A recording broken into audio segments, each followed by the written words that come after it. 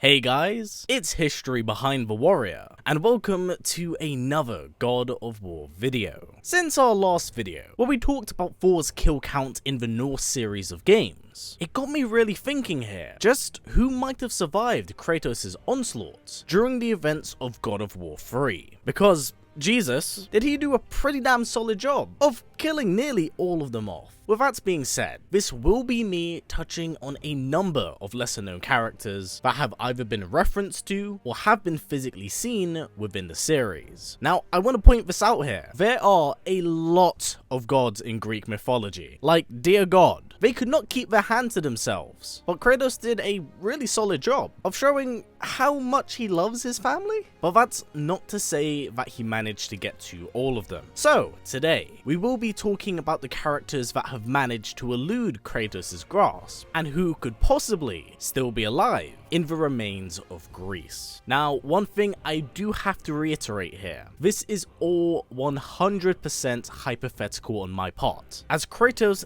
did leave Greece in tatters. But with Athena having survived the downfall of Olympus, let's toy with the idea that possibly others may have survived too, and with Ragnarok being the end of the Norse series of games, it's always fun to play at the idea of Kratos returning to where it all started. But before we do begin, as always, I would super appreciate it if we could get this video to about 500 likes. It's a great way of supporting this channel, and does also help give this video that extra kick right out of the gate. Plus, if you like what we do here and want to catch up on more God of War content, please don't forget to subscribe and tick that bell, as it is a great way of staying up to date with everything we do here. So, with that out the way, let's begin, shall we? Now, our first god we will be talking about, and probably the most well-known one to have survived Olympus, Athena, the goddess of war. Whilst in life she was a kind beacon of hope to both mortals and gods, in God of War 2, upon her death, the goddess would take on a new and very sinister persona, one that embodied a lust for power. During her time and service to the gods, Athena was one of the very few to have not been tainted by the evil from Pandora's box. However, in death, this is where the poison would finally claim her, and she would make it very clear what her goals were in the third game, having Kratos overthrow their father Zeus and claim what was left of Greece as her domain. With the power of hope, she could forge in a new era for Greece, one in her image. But unfortunately for the goddess, Kratos would release the power of hope into the world, once again tearing it out of her hands. So, with her plans thwarted, she would disappear along with Kratos, as the world of Greece would now be born anew. But it doesn't quite end there for her, as we see that even hundreds of years later, the goddess still holds a grudge against Kratos, haunting him by reminding him of his past sins, and that whilst he may have changed on the surface, in his core, Kratos knew the monster he was. Now, Athena is a very interesting case in the God of War series, as whilst yes, she is technically dead, she does in a way survive, albeit in an astral form. She is one of the few mainstay characters that have not only survived Kratos' warpath, but she is the only Greek god, outside of Kratos obviously, to have appeared in the fourth mainline installment. So it may lead to a very interesting future if we do see her again, especially as Atreus grows and learns more of his father's past. Our next goddess is the beautiful Aphrodite, the goddess of love, daughter of a great primordial and aunt of Kratos. Yeah, don't think about it, gods are weird. Aphrodite, much like Athena, is one of the few gods that do appear in the main line of games, debuting in the first game to assist Kratos with the head of Medusa, and then making her final appearance in God of War 3, where you get to recreate your favorite browser scene, followed by you erasing your internet history and then uninstalling your browser.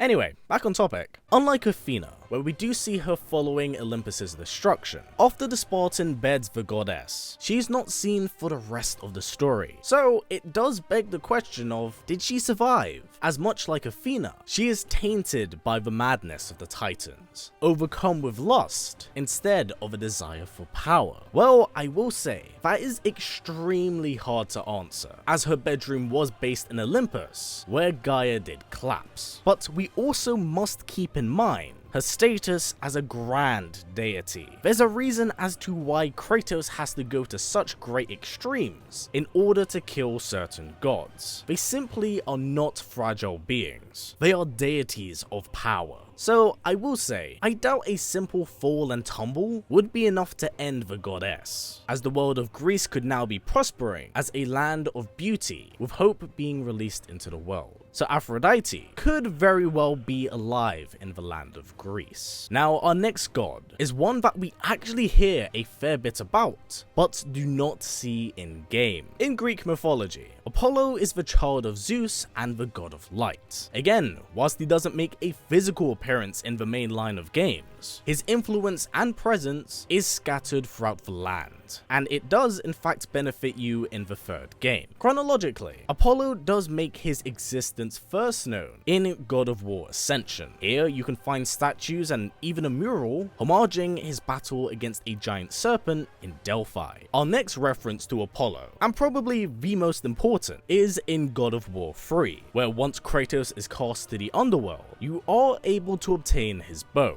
Of course, this is a key weapon, and something that is pivotal in Kratos' crusade against the gods of Olympus. With it being blessed by the burning flames of Apollo, he is able to shoot his way through the underworld, which really does actually kind of raise the question of, where is Apollo? Well, tragically, I wish I had an answer for that, as he's name dropped and referenced throughout the entire series. Apollo has never appeared in game, but we were exceptionally close to having his followers appear in the first game. But unfortunately, in the nature of Apollo, they were cut before release. So sadly, Apollo's fate is largely left unknown, but we do know that he exists in the world of God of War, and it is indeed possible that he could very well still be alive. And since we are talking about Apollo, it is only right that we also do touch on his twin sister, the beautiful goddess of the hunt, Artemis. Yet another child of Zeus, Artemis, much like her sibling, was born with divine strength and power. But unlike her brother Apollo, Artemis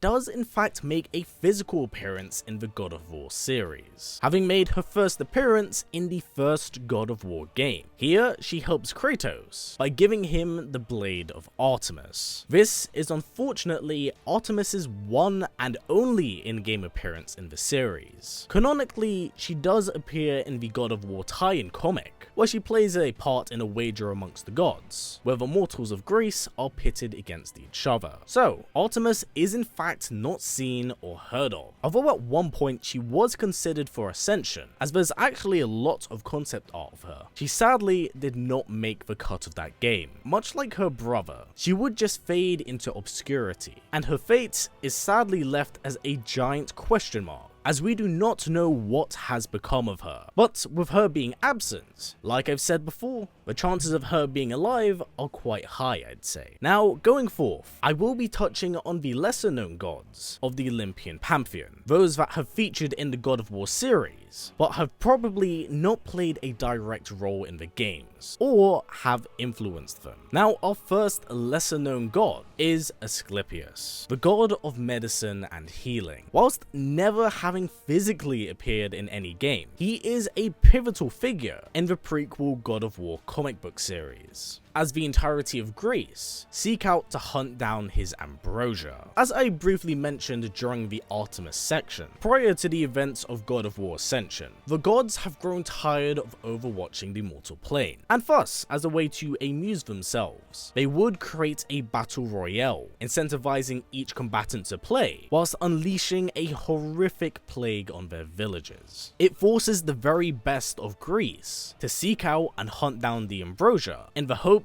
of curing their home. By the end of it, Kratos is successful in obtaining it, but at no point do we ever see the god of healing, so his fate is largely left unknown, as he never features in any game after this point. Moving on, we do have Demeter, the god of agriculture and harvest. She is the mother of Persephone and a child of Kratos. In the series, unfortunately, she is an incredibly minor character, as she's never appeared in any of the games. However, the reason why I'm mentioning her here is because while she doesn't appear in the main line of games, she does make a very brief appearance in the novelization of God of War 2, where she flees Olympus, having seen what the god has become. Our next god is Circe, the goddess of magic and daughter of Helios. Now, what's quite interesting is that while Circe hasn't appeared in the main line of games, she does make her presence known in a prequel comic book series for God of War Ascension. This comic book line was known as Rise of the Warrior. This was a prequel series designed to tie into the multiplayer aspect of God of War Ascension. Whilst these comics told a somewhat convoluted story, it was essentially a way to reward players access to the beta, as well as a way to give them extra experience points before release. In the comics, Circe is a side character. As the thread of this narrative begins to unravel, we do learn that Circe is in fact the lover of the main antagonist, and wishes to reunite with him. In the end,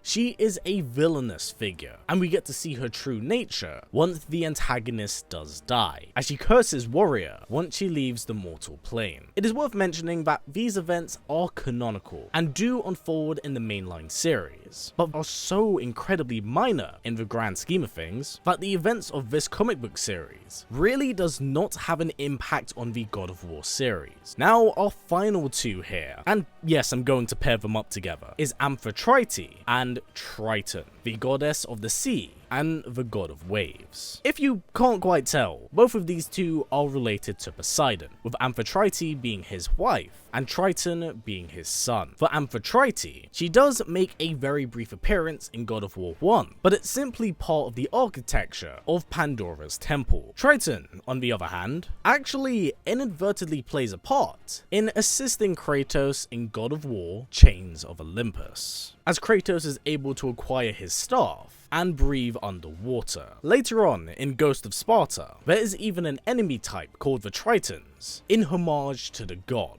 But the question is, do I think that these two could have survived? Well, much like the others, whilst their deaths haven't been recorded, we do see that Atlantis does get destroyed in God of War Ghost of Sparta, and in God of War 3. After Poseidon is killed, the world of man is flooded by storms and hurricanes. Whilst I wouldn't rule these two out, I would say it's rather hard to survive something like this. But with that said, that has been it for this video. I hope you enjoyed it, as it does cover many of the gods that have been mentioned or seen in game. I'm sure I've probably missed one or two, because dear god, there's so many of them, can you please stop fucking everything? This will largely cover a number of different minor characters that have unfortunately fallen to the side over the years. But that's not all too bad, as like I said at the start, it's always very fun to toy around with the idea of what comes next, and whether or not Kratos will return back home. It's been a few hundred years since the events of the third game, and I can imagine much has changed, with the world of Greece being reborn. But for now, this has been it for me. So as always, stay strong, stay well, and keep on fighting, as Ragnarok comes for us all. Take care everyone,